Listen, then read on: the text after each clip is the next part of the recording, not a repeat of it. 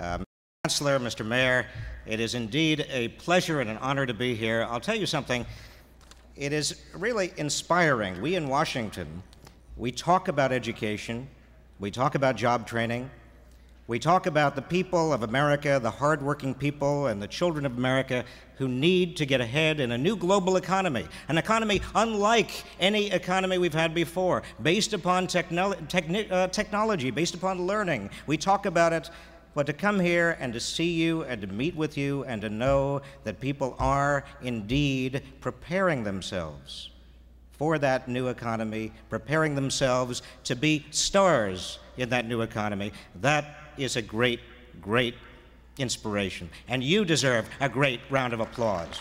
Thank you.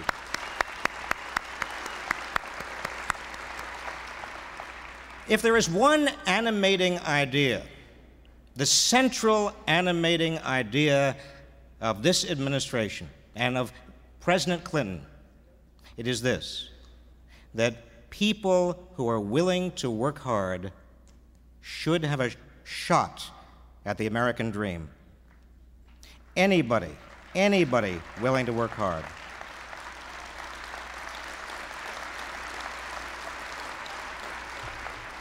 And that idea, that principle, that very basic principle, not handouts, the idea that everybody should be able to take responsibility for, but be given an opportunity to use their God-given talents, to reach for that American dream, that principle animates so much of what the President is trying to do, so much of what his administration is trying to do. Welfare to work, getting people off of welfare, getting them into work. Consolidating our job training programs. We have all kinds of job training programs, consolidating them, making them user-friendly, giving people skill grants so they can use them and come to a community college and get the skills they need. Have a tax deduction for education and job training, up to $10,000 per family, so people can get education and they can get skills. And I can tell you that is the most precious resource we have in this country, our people. Our people.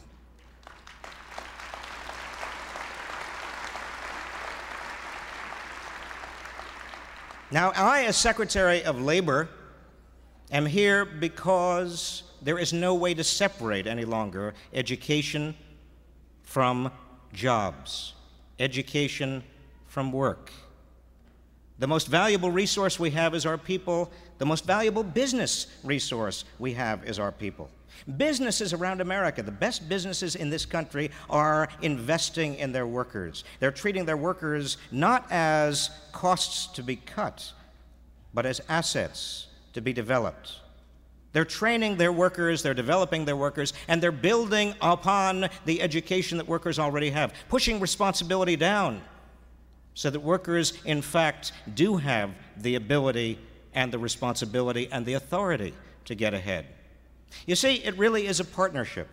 Education, the workforce, employers, that is a partnership that is going to take this economy into the future. This administration stands for that very simple and basic proposition. Give people the ability to help themselves. Give people, the hardworking people of this nation, the ability to help themselves.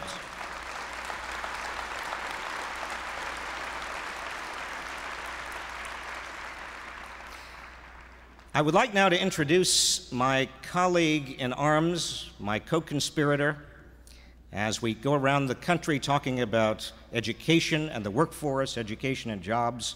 This man is a great leader in education. He has done more to alert people about the importance of a good education, done more to improve the standards and the quality of primary and secondary school education than anybody I know. We walk arm in arm. We're almost joined at the, I was going to say we're almost joined at the hip. It's actually my hip and his elbow. My friend, Secretary of Education, Richard Riley. Thank you. That was a good job. Thank you so much, Bob Reich, and It's a great pleasure for me to join with the distinguished Chancellor and the Mayor and your fine Congressman and Secretary Rice. You know, I've heard of the Kutztown Fair, and I've heard them talk about funnel cakes. And, you know, that sounds like something Bill Clinton would like. I don't know, maybe we can introduce him to them while he's here. I would certainly hope so. But it's, yeah, I have, Bob Rice and I, as he indicated, have worked closely together because we certainly realize that this business of education and jobs is so closely connected and so tied together. And by having our two departments work side by side as partners really is good for this country. And I think it's good for people in the communities to see labor and education working so closely together. And Bob, it's a pleasure to be with you here. This, as Secretary of Education, it's really great to be at this outstanding institution of higher learning. I know this at one time was primarily a school where teachers were taught, and I know that's still a very strong department here. Let me ask you to please raise your hand, all who are either majoring in education, plan to, or feel that you ought to. If you raise your hand. Good. Well, I thank you very much. Well, let's give the Department of Education a hand.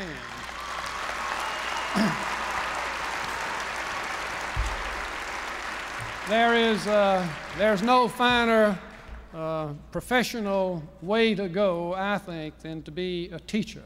And I tell people all over this country that in this information era, the capacity, the ability to communicate and to teach is really what's relevant, and I urge you all to take a look at that.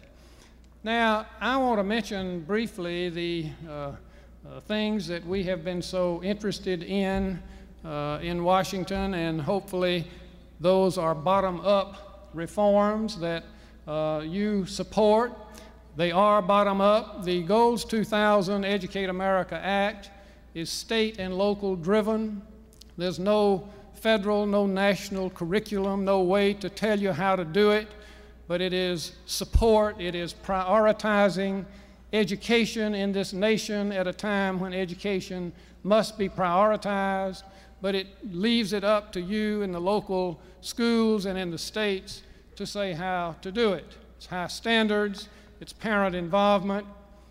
I see we have a minute before the president's coming, so I'm going to share a story with you. I've talked all over this country about parents working more with their children, reading with them, helping them with their homework, getting involved in the schools. And I had three of my grandchildren over visiting with us the other evening, and it was Riley, age 5, Pierce was about 2.5, and Hugh was 1. And we were there, and I had a stack of things to read, and my wife was reading a book, as the children's mother and father were. And my daughter, who was a former teacher, said to her 3 children, "Why don't we play library?" And the children liked that. Fortunately, Hugh, the 1-year-old, was asleep. That's always a good fortune. And so Riley took right on to it, the 5-year-old, and got a little book and started to read it. And she handed Pierce, who's 2.5, a men's catalog of clothing. And Pierce, of course, is a little young to read, and he looked at this catalog and he said, "Shirts and ties." And he turned the page, shirt and tie.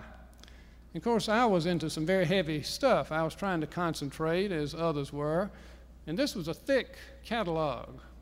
Pierce went through the whole catalog, every page, shirt and tie. Finally, when he got to the end, we were all really convulsed in laughter. Pierce looked up. He said, "That is the best book on shirts and ties I've ever read." But I urge all of you to work with your children. That's the most important part of education, and grandchildren and friends.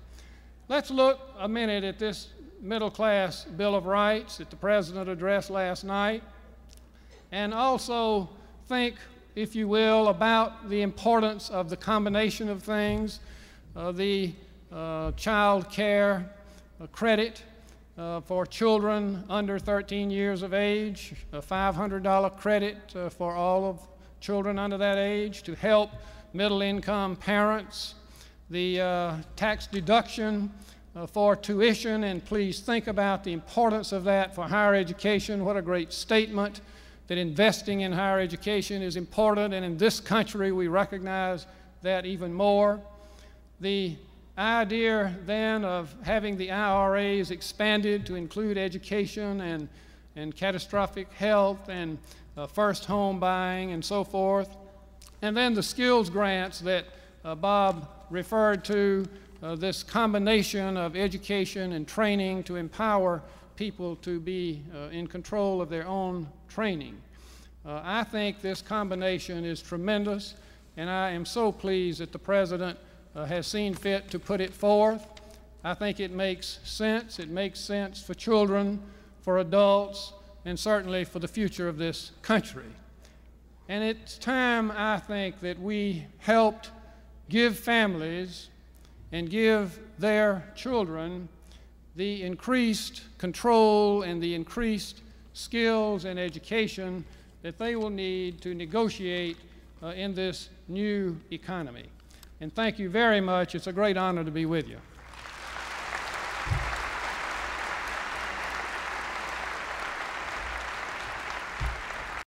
Ladies and gentlemen, the President of the United States, accompanied by Kutztown University President, Dr. David McFarland.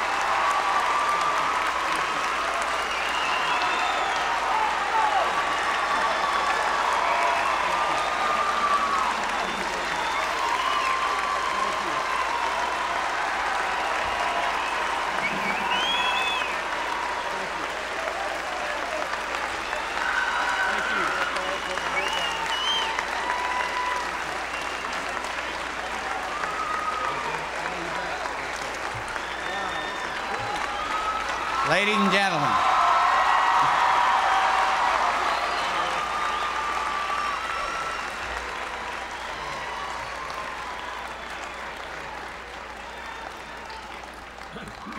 good afternoon, ladies and gentlemen.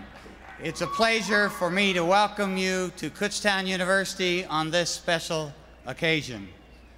Without further ado, on behalf of Kutztown University and the entire Pennsylvania state system of higher education, it is with great pride and honor that I introduce to you the President of the United States of America, President Bill Clinton. Thank you very much for being here.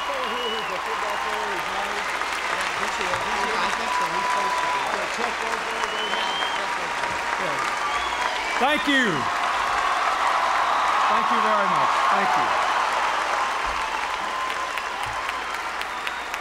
Thank you.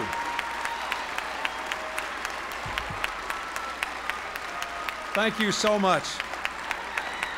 Thank you. Thank you very much. Thank you. Thank you very much. Thank you.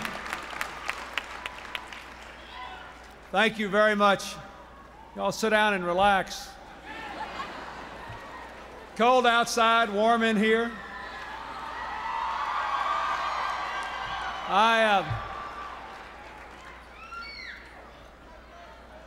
I want to thank Dr. David McFarland for that introduction and for making me feel so very welcome here at Kutztown. I've had a great time already.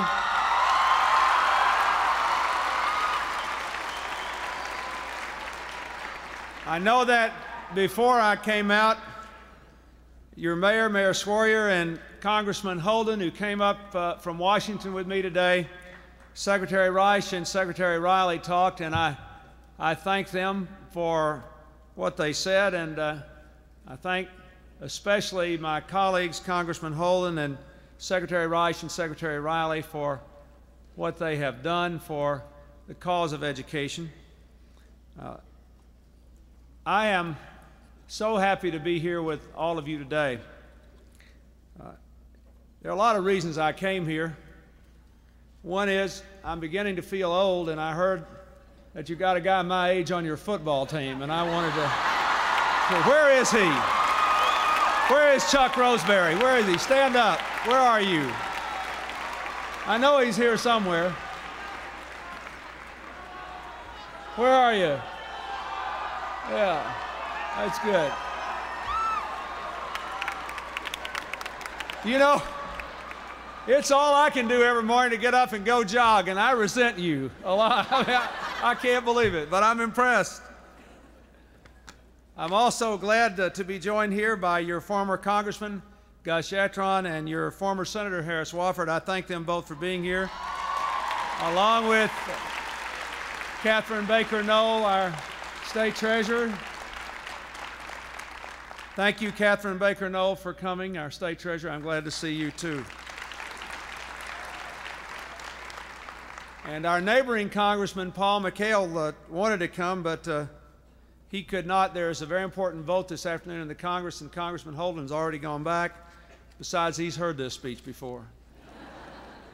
I want to say how very proud I am to be here, because this is a time of great challenge for our nation, and I believe that this institution represents a big part of the answer to that challenge.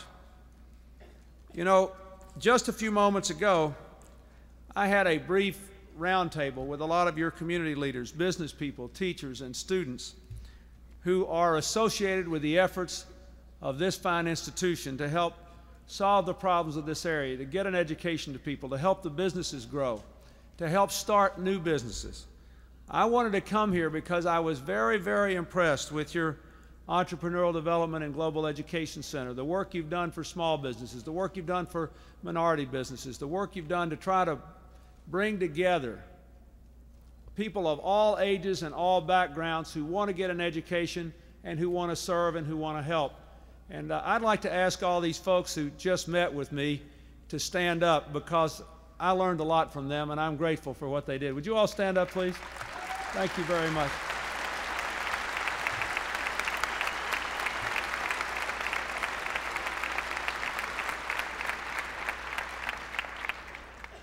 There's one other group of people I'd like to acknowledge who are here, who represent a lot of what I talked about last night, who are young people trying to serve our country at the grassroots level by helping people solve their problems.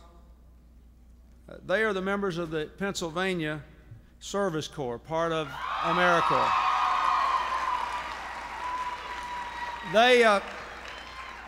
They're working to help people build housing, to reduce neighborhood violence, to clean up the local environment, to help people with AIDS. Busloads of them are here, and you just heard from them. I thank them for their enthusiasm, their devotion to their country, and for symbolizing what I think all of us have to do more of: learn and gain by serving and giving. You know, this is a beautiful rural area. I understand I'm the first president since 1948 to come to this county and the first person ever to visit this community as president, and I'm delighted to be here.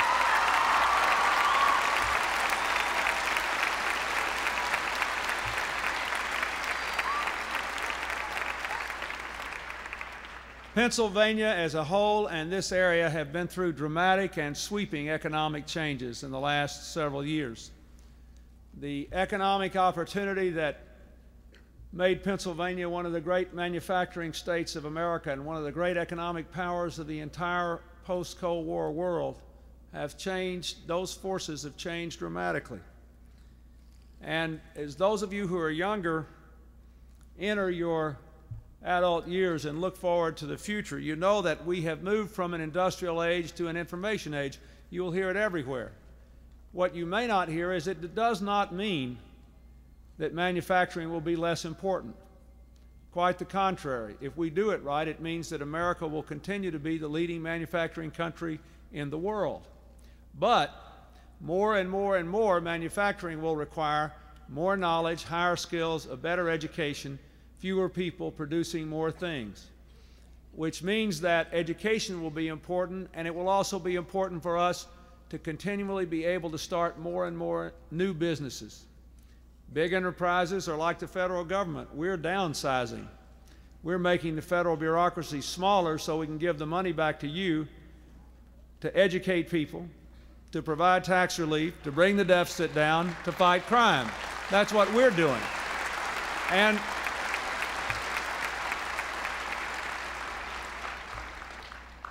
that is very, very important. It matters to your future that the federal debt is now $10,000 a family less than it would have been if our deficit reduction plan had not passed. It matters that the economic programs have helped to contribute to this enormous rise in productivity in America. And we have over 6 million new jobs in our country now in the last 2 years with low inflation and with every prospect of continuing our growth. But what's going to enable us to solve our problems over the long run is the ability and strength of the American people to solve their problems at the local level, to make the most of their own lives, and to work together in communities.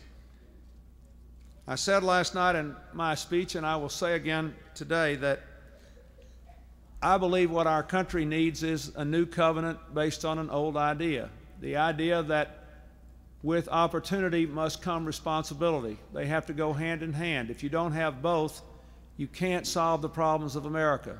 If you tell people to be responsible all the time and they never get any benefit out of it, pretty soon they get tired and quit. But if people just always say, I want my rights, and we don't think about what responsible conduct is for ourselves and our friends and neighbors, and pretty soon our society comes apart. We have to have both. And we have to base our efforts in community after community after community where people can sit down, the way these people did with me today, and talk to each other and work to each other, with each other, to develop the God-given potential of all of our people. In the world we are moving into, the success of the United States as a whole will be more dependent than ever before on the success of every community to educate and develop the capacities of every person who lives in the community.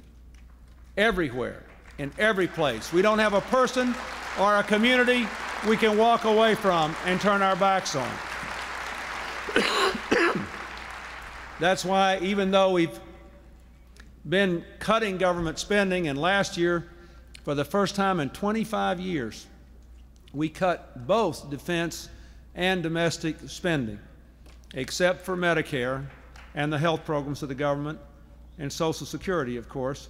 We cut domestic and defense spending for the first time in 25 years to deal with the deficit. But we did not cut education. We expanded Head Start. We expanded our efforts to help our public schools achieve educational excellence. We set up a program to try to support networks like the ones I saw today for businesses to work with schools to help young people who don't go to four-year colleges at least get some education and training after high school so they can get better jobs and have higher incomes. We reformed the college loan program so that student loans now are less costly to middle-class students, have better repayment terms, and they actually cost the government less in terms of tax dollars. It is a good program.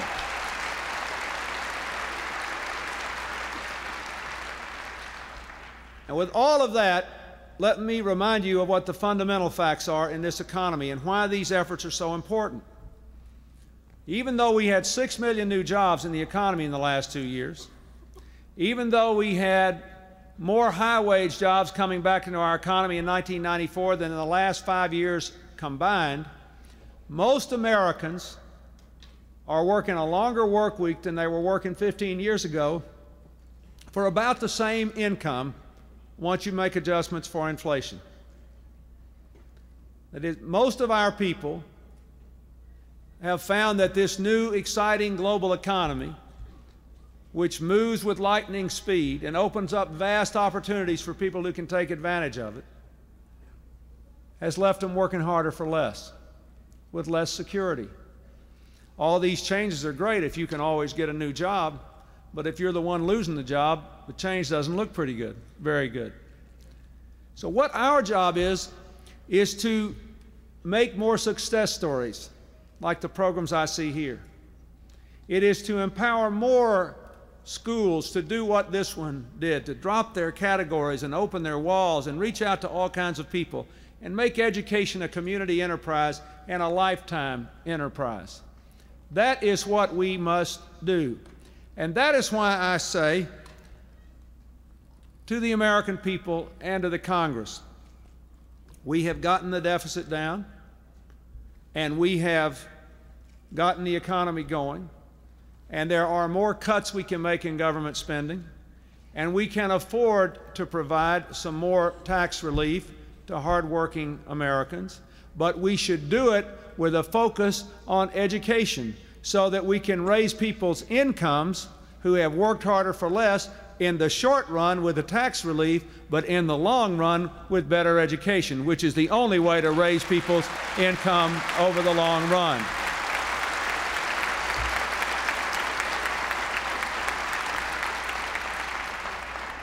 You think about the things that this country's done in our past that really did something for the economy.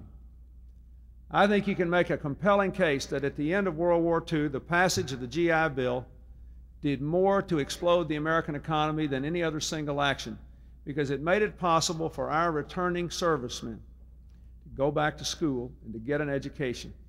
And that money has repaid itself many times over. So I have said that that's the kind of thing we ought to focus on now. The Middle Class Bill of Rights that I proposed last night to the American people and to Congress, and as I said, it might better be called a Middle Class Bill of Rights and Responsibilities, because you by definition have to be responsible to take the benefits of it, focuses heavily on education in 3 ways, and I want to emphasize them. First of all, I think you ought to be able to deduct the cost of education after high school from your taxes. You can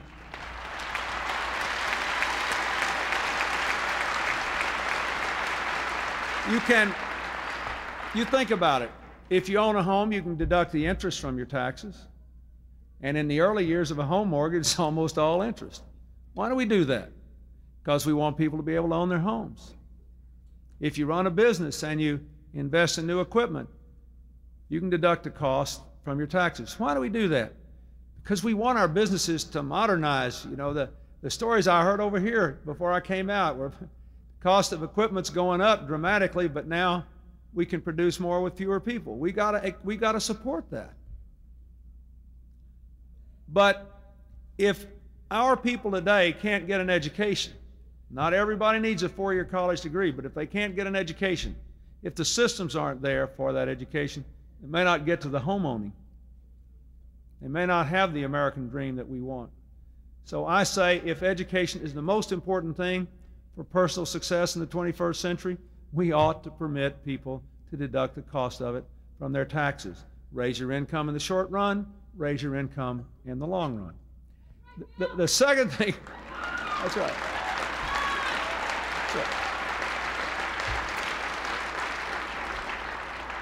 You know, we flew that person up here from Washington. I was beginning to think they weren't going to say that. The second thing I want to say is we want to broaden the number of Americans who can invest tax-free in an IRA, an individual retirement account, but we want to let people withdraw from the IRA tax-free to pay for education expenses so that you can take better care of yourself.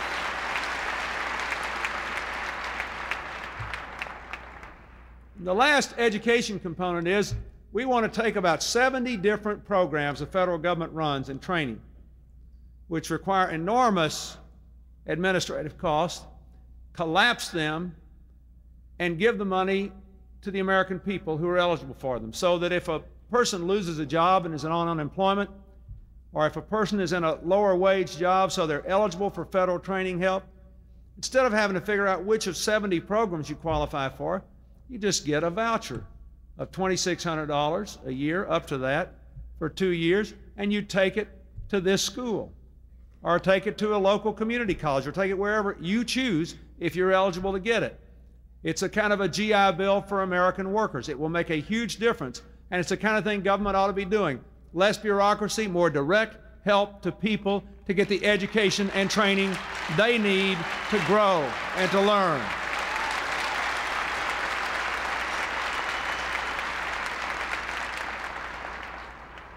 I want all of you to help me do this for you.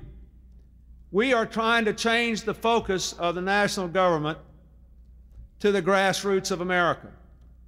There are a lot of other things that I will be talking about over the next few weeks that are part of this new covenant. Welfare reform, what we're going to do in crime to lower the crime rate and implement the crime bill, what we're going to do to try to grow the economy in other ways.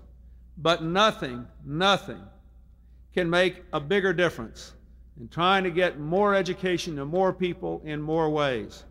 So I hope that you will do two things. First, I hope you will say, with your voices, without regard to your party, cut the deficit, cut spending, reduce the size of the federal bureaucracy, keep on doing what you're doing, but do not cut education. Increase investment in education so we can grow this economy and grow America.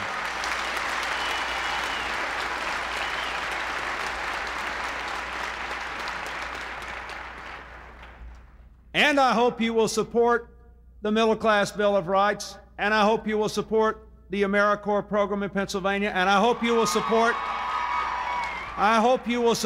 the programs at this school to develop entrepreneurs, because they're all grassroots community building programs that develop the ability of people to fulfill their own dreams and bring us together across the lines that divide us. You know, I literally don't have a clue about which of the people I was sitting talking with this morning were Democrats, which were Republicans, who was an independent. I don't have any idea who they voted for in the last election. I probably should have checked before we did. No, I mean, I don't. Why? Why? Because they are organized around developing the potential of the people here. They have built a community of interest where everybody wins by helping everybody else. Now, that's what makes America go. That's what makes America grow. I see it when I visited these community services programs. I see it, as I said last night in my speech, when I go out after a disaster. I mean, it's a terrible thing to say, but if you go to one of these places where they're putting sandbags on a levee against a flood, or where they're trying to help people deal with the aftermath of the fires, as I saw in California, the earthquakes, people have their shoulders back and their heads held high and their eyes are clear and their voices are strong. Why? Because they know they matter. When Americans get in trouble, you know, we would take the shirt off our back for people, and we fight and we work in these things because we know we matter, because we're doing something that makes us feel better and stronger, and we're helping other people as well. We have to return that spirit to our country every day, in every way, in all of our activities. That is what this is all about, and we can do that.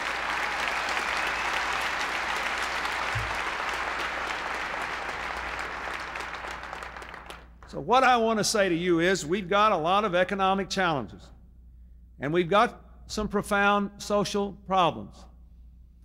But we can deal with them. We can solve them. We can move on them. I see it. I have been all over this country. I'm telling you, there is not a problem this country has that is not being addressed in a way that all of you would be proud of by somebody somewhere. What we have to do is to figure out a way to galvanize and organize and energize all of that work so that it spreads across our whole country. The new covenant is a way of thinking about that. Responsibility in return for opportunity, building this country at the community level. That's what I'm committed to doing. My role in that will be, in this coming Congress, to try to pass the Middle Class Bill of Rights, to try to emphasize education, to try to keep downsizing the federal government and controlling the deficit and cutting unnecessary spending, but building up those things which will enable people to make the most of their own lives. That is my job. Your job is to support institutions like this, to get all the education you can, to break down the walls between business and government and education at the grassroots level, and to try to help me pass this. Will you do that? I need you. I hope you will. And I want your support for it.